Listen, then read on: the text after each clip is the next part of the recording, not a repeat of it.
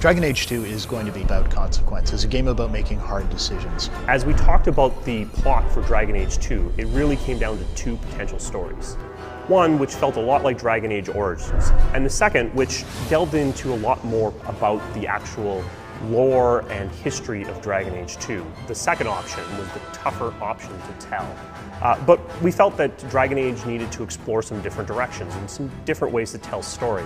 Hawk, the man or woman that the player steps into the shoes of, is a refugee, someone who escaped the Blight and spawned a legend. Hawk is going to be a different character based on the actual dialogue options you pick. And that was a lot of fun, trying to come up with the good guy character who's going to sacrifice himself to do the right thing for others, and the much more aggressive, I'm going to, do whatever it takes kind of character. And of course it wouldn't be Dragon Age without the snarky, sarcastic humor. She fills her days making poisons and cake. Tell me you didn't try the cake.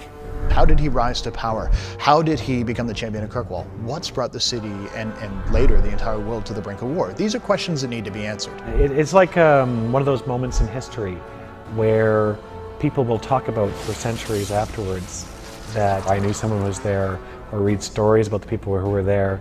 So the player gets to be there at that pivotal moment.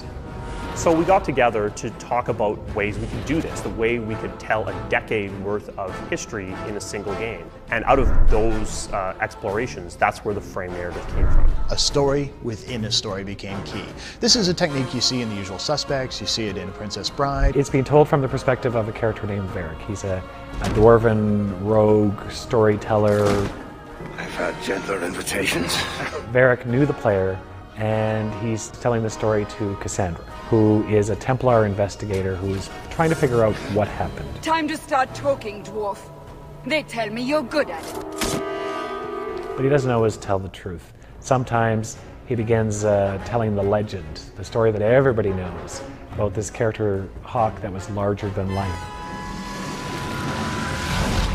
Bullshit. That's not what really happened. When a book or a movie does a frame narrative, the narrator knows how things are going to turn out. But in a video game, we can't know that, because the way you choose to play is going to affect the narration. And what's so very cool about this is, while we can't really take credit for frame narrative, it's been used for hundreds of years, I think this may be one of the truly interactive frame narratives.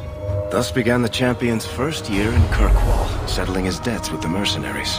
That's when I first met the champion. In Dragon Age Origins, you traveled across the land, but in Dragon Age 2, you're traveling through time. We're focused on a more specific area. You see it over time, you see it evolve, you see it change. This, I think, gives it more depth. Relationships can develop over a period of years rather than just weeks or months. Been a while, hasn't it? I've been keeping an eye on you. On one hand, an adventure tale isn't necessarily about romance, but on the other hand, what adventure tale, what science fiction or fantasy tale have you ever seen that didn't have some element of romance? Wait, you're not thinking of bringing feelings into this, are you? And we were able to take them in some pretty wildly different directions, from virginal girl next door to crazy up against the wall, let's have it on right here. And one angle that we haven't really targeted before is the sense of family. The sense that Hawk is not some character who just washed up on a beach with no history, nothing to back him up.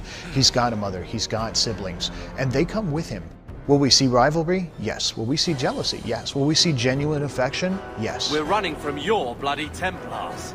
I'm in charge. You do what I say. Right, brother.